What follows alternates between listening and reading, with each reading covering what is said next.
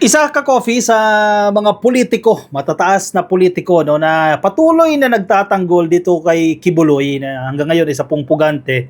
Si Inday Sara Duterte, ang kanyang tatay, si Baste, yan mga Duterte. At si Bato de la Rosa, yan mga kaibigan niya ni Kibuloy. Patuloy silang nagtatanggol dito kay Kibuloy. Kaya lumalaki itong ulo ni Kibuloy eh.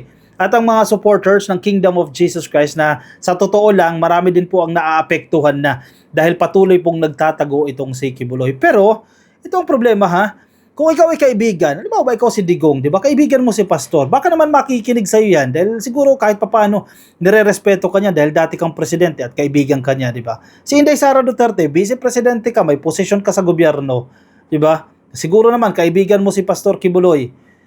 Eh di ba kausapin nyo, Pastor, sumuko ka na, please. Di ba? Baka naman pakinggan ka ni Kibuloy and assure him na poprotektahan siya ng gobyerno, hindi siya chuchugiin ng Amerika, magiging patas ang paglilitis sa kanya, may due process na magaganap dyan. Baka naman makinig itong si Kibuloy kay Duterte at kay Inday Sara Duterte.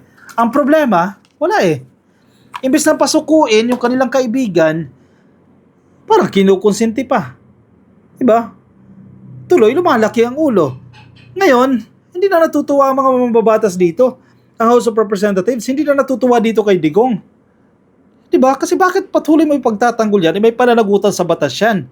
Nasa headline ng Politico.com, upholding justice, House leaders urge Rodi Duterte to let police do their job. Huwag kang mangialam.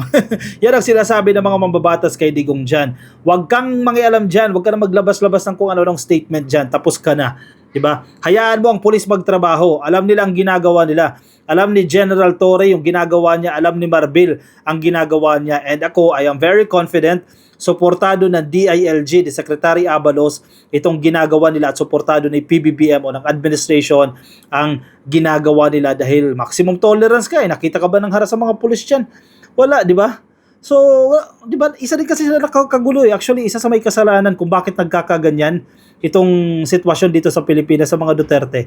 Kasi tapos na ang kanilang termino, imbes na manahimik sila dyan, maghintay sila ng 2028, patakbuhin nila si Inday Sara Duterte. Diba? Chillax lang kayo dyan. Ang problema ng gugulo eh. Kayo itong nanggugulo, yung mga DDS, kayo itong nanggugulo. Kaya ngayon, ganito yung nagiging sitwasyon natin. Sino ba yung unang lumabas dyan na pinagtatawag si PBBM na bangag at kung ano-ano pa? Gustong i-take over, paupuin si Inday Sara Duterte, pag-resignin si PBBM. Sino ba yung mga yan? Sino ba yung nag-initiate ng maisog rally na yan? At para sira-siraan ang administrasyon, sira-siraan si PBBM, si First Lady at ang buong gobyerno. Sino ba yung mga yan? Grupo ni Digong yan. O ngayon, anong nangyayari? Di ba kagagawan nyo rin yan eh, kung ano yung mga nangyayari. Sana ma-realize ninyo yan, nakagagawan nyo yan. Dapat yung Kingdom of Jesus Christ mga followers eh, isisi nyo yan kay Digong eh. Dahil imbis na manahimik na lang eh, nanggulo eh, nag-initiate eh. Siya naman ang pinapakinggan eh, ng mga DDS eh. Si Digong, hindi naman si Inday Sara Duterte. Kapag sinabing magmaisog rally tayo dyan, kung ang magko-call ng action na yan eh si Sara Duterte, hindi yan ganyan papakinggan. Kung si Harry Roque hindi yan papakinggan, si Atty. Vic Rodriguez hindi. Si Digong ang pinapakinggan nila. Eh, ang problema, mali yung nabulong sa inyo. Kaya kayo nagkakaganyan-ganyan. Headline ng Politico, House leaders urge Rodi Duterte to let police do their job. Eh kung siya din naman na nasa posisyon, yan din ang gagawin niya eh. Senior Deputy Speaker Aurelio Gonzales Jr. and Deputy Majority Leader Jude Asidre also urged Duterte to, and I quote, respect the rule of law and duties of law enforcement officers, unquote. Alam nila ginagawa nila yan dahil sa oras na nagkamali sila sa ginagawa nila, pananagutin sila. Eh, opisyal sila ng gobyerno eh. Lalo pa ngayon, no? Lahat naka-cellphone, no? Lahat naka-camera. Kaya humahaba yung operasyon dyan sa Kingdom of Jesus Christ dahil maraming humaharang, no? Lahat mga naka-cellphone, hinaharap dun sa pulis. Ibig na makapagtrabaho yung pulis sa paggalugad kung nasaan si Kibuloy, nadidelay. Kaya ganyan katindi yung tension dyan eh. Kaya ganyan kainit yung mga tao na harangan itong mga pulisya dahil alam nila, confident sila na nandiyan si Kibuloy at malapit nang mahuli yan. Kaya nagkakaganyan yung mga yan. Kasi kung nasa ibang bansa yan, hahayaan nila yan. Kung alam nila na nasa China na si Kibuloy, hahayaan nila yan. Pag maggalugad ang pulisya dyan, hahayaan nila yan at tatawanan pa nila yan. Pero hindi eh. Kasi alam nila na nandiyadyaan sa kingdom, nandiyadyaan sa compound yang si Kibuloy. Kaya matindi na lang yung kanilang resistance. Former President Duterte, as a former chief executive, you understand better than anyone the importance of law enforcement in upholding justice. Our police officers were enforcing a legitimate court order. Yung malinaw naman yan. Nag-issue ang korte ng warrant of arrest. And they should be allowed to do their job without undue interference, sabi ni Gonzales. Ang problema, grabe yung interference. Grabe yung resistance. Kasi may nag-uudyok sa kanila eh. Kasi sino ba naman may leader na bumulong sa kanila dyan? Kahit si Digong siya din makakapagpatigil ng resistance dyan eh. Kasi taga-manage siya ng assets eh. Kahit paano, ginagalang siya ng mga followers si Kibuloy eh. Sabihan yan, hayaan nyo silang maghanap kung may mahanap sila. Kasi confident naman sila eh. Sila sabi nila, wala dito, sinisira lang yung kingdom. Hayaan nyo yung PNP hanapin. And let them decide kung nandito ba o wala. Kasi kung wala naman makita yun, lalayas yung PNP dyan eh. Kaalis dyan eh. Kaya problema, worried kayo dahil alam nyo, kayo rin mismo, tulad ng alam ng PNP, nandiyadyaan talaga yan. Sabi ng PNP, very confident sila. Nandiyadyaan kasi yung sinasabi ng informant at yung nakikita nila sa loob, nagtutugma. Sabi ni Torre, a matter of time na lang yan eh. Your recent remarks risk undermining the integrity of our justice system and could set a dangerous precedent where the rule of law is overshadowed by political rhetoric, sabi ni Gonzales. Ayaw na lang kasi tumigil ni Digong dito eh. Duterte criticized the police action when they entered the Kingdom of Jesus Christ compound dyan po sa Davao City to look for Kibuloy, who is facing napakaraming cases. Wag na natin isa-isahin yung mga kaso na yan. Gonzales said the Philippine National Police was only implementing valid court orders. Kasi kung mali yung ginagawa ng PNP na yan, third day na ngayon ka-coffee ha, kung mali yan, sana pinatigil na ng DILG yan. Sana pinatigil na yan ni Lucas Bersamin, the Executive Secretary. By the authority of the President, pinatigil na nila yan kung nakitaan nila ng mali yung implementasyon na yan. Wala third day may valid yung papel nila, may warrant of arrest na kinakailangan silang i-serve. At nandiyadyaan na yan, Andiyadyaan na yung effort na yan, malapit nang mahuli, saka pa magpo-pull out. Diba, hindi sagad na yan, kung may 10 days yan, kinakailangan nilang i-implement yan, ubusin yung 10 days na yan hanggat mahanap. Total, ang intel report nila, sinasabi nandiyadyaan sa loob.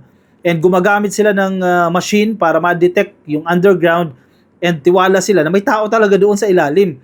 Ang problema lang, hindi nila alam kung saan ang daan papunta doon sa ilalim. Siyempre, ginamitan na yan ng pera para ma-set up yung ganyang exit, ang tawag natin yan, taguan na yan, hideout yan. Ginamitan na yan ng pera ni Kibuloy. Meanwhile, Asidre stressed that no one is above the law regardless of their position or influence. Exactly. Kaya ang PNP, puspusan ng PNP sa paghahanap dito. Kasi kung hindi nila ma-aresto si Kibuloy, sabi nga ni Senate President Escudero, tatawanan lang kayo niyan eh. A slap to their face ang mangyayari dyan. Kasi porket influential, porket well-connected sa mga Duterte, hindi nyo ma-aresto. Kaya ganyan yan ang PNP eh. In a way, may pressure. Totoo naman yan. Napi-pressure din sila ng gobyerno. Kinakailangan nilang i-implement yan. Kasi tatawanan talaga sila pag hindi nila nagawa yan. Pastor Kibuloy is a fugitive facing serious charges and the PNP was simply fulfilling its duty to enforce the law. It's imperative that we allow our law enforcement agencies to operate without political interference. Yun ang problema eh. May mga nangingialam kasi dyan eh.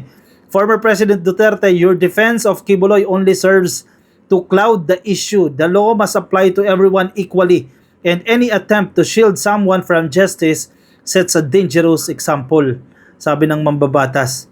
Justice must be served, and it must be served fairly and without obstruction.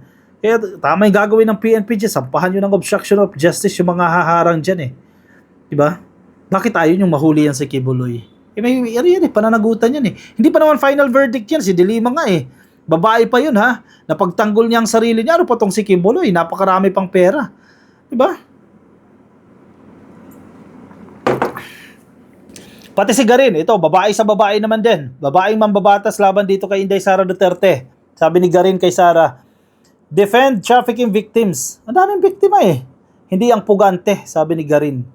House Deputy Majority Leader and Iloilo Representative Janet Garin called on Vice President Sara Duterte to defend victims of human trafficking instead of condemning the police for implementing the arrest order or arrest warrant in the Kingdom of Jesus Christ compound laban po kay Kibuloy dahil sa mga mabibigat na kaso.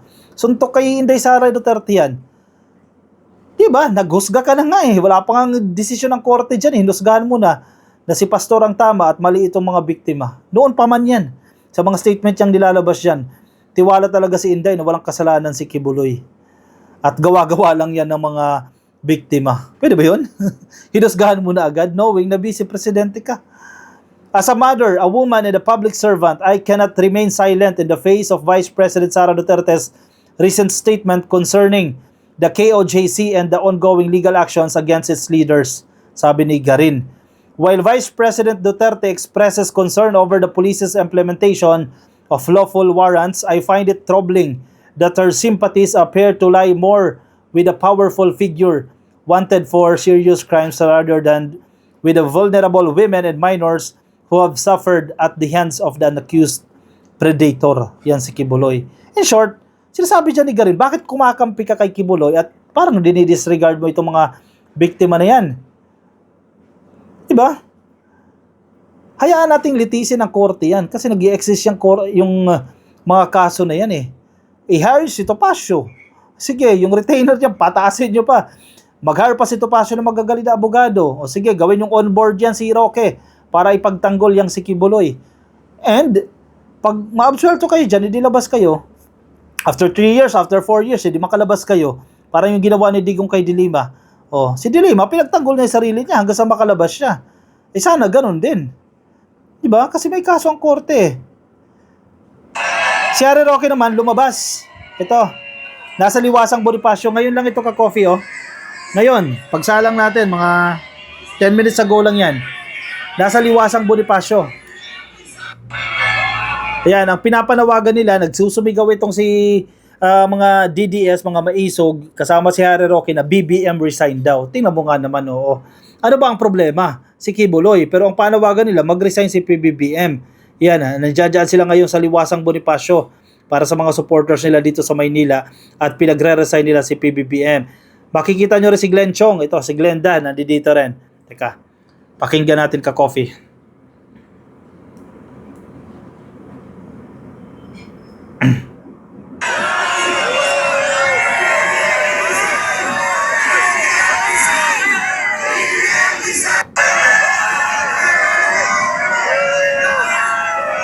Ayan. BBM resign daw. BBM resign. Pag nag-resign ba si PBBM, ma-absuelto na si Kibuloy dyan? Ano, dahil gagawa ng paraan ni Inday Sara Duterte dahil siya ang next in line? Siya ang susunod na maging presidente? As if naman magre-resign si PBBM dahil lang sa pagsiserve ng PNP ng warrant of arrest dito kay Kibuloy. Ayan, sino pa yung mga nandiyan? O yan, si Roque, si Glenda Chong, ayan, sila lang nakikita natin dyan ka-coffee. At ang ilan mga DDS nandiyan dyan sa maisog na nabudol nila. Actually, itong si Roque, nakakatawa ito. Nung isang araw, di ba, paglaya niya dyan sa House of Representatives, takbo siya ng EDSA. Tapos, mukha siya TENGA. Katawa-tawa. Pati mga supporters niya, sabi, kasamaan, laban sa, kadiliman, laban sa, sabi ng mga eng-eng na supporters, so, kasamaan. Kabutihan. Para mga, ewan ko sa inyo, naglalaro kayo dyan sa ginagawa ninyo. Tingnan natin, bukas nandiyan yan. Nandiyan si Roque niyan. I'm not sure lang kung saan pupunta itong si Roque. Sa Senado ba o sa House of Representatives. Ayan, magigisa na naman yan ka-coffee. Sabi nga sa kanya ni Barbers ng Quad Committee, no, si Robert Barbers, Congressman Robert Barbers. Sabi niya, huwag kang feeling VIP. Kala mo, VIP politician ka eh. Kala mo, ikaw, dati kang presidente, assuming itong si Roque.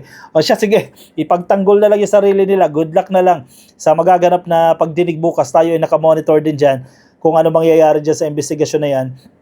Baka kung ano-ano na yung binulong nila kay Cassandra Ong kay Sheila Guo, baka kung ano-ano na namang binulong yan para magsalita, para guluhin ang investigasyon at magturo kung sino-sino ang ituturo. Feeling ko nga may bukas may mga ituturo sila dyan na connected kay PBBM. Feeling ko lang, nararamdaman ko magtuturo yan ng connected kay PBBM or related kay PBBM bukas sa hearing na yan dyan sa Senado or sa House of Representatives. Pero make sure na may ebidensya kayo dyan dahil hindi ito yung unang hearing na magaganap.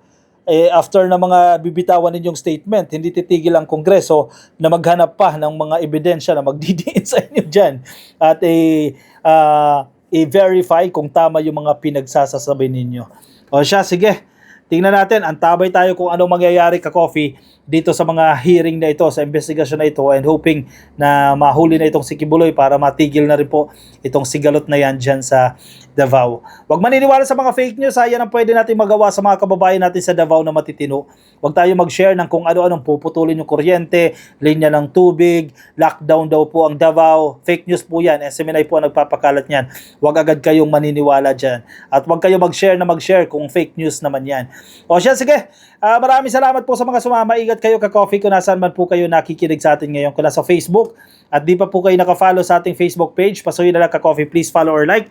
Nasa YouTube, please click yung subscribe at like nyo na rin po. At hit nyo na rin yung notification icon para updated kayo sa ating mga bagong upload. Alright, antabay tayo sa magiging development dyan po sa Davao. Ingat po kayo ka-coffee. Nasaan man po kayong panig ng daigdig at agkapitayon. Bye-bye!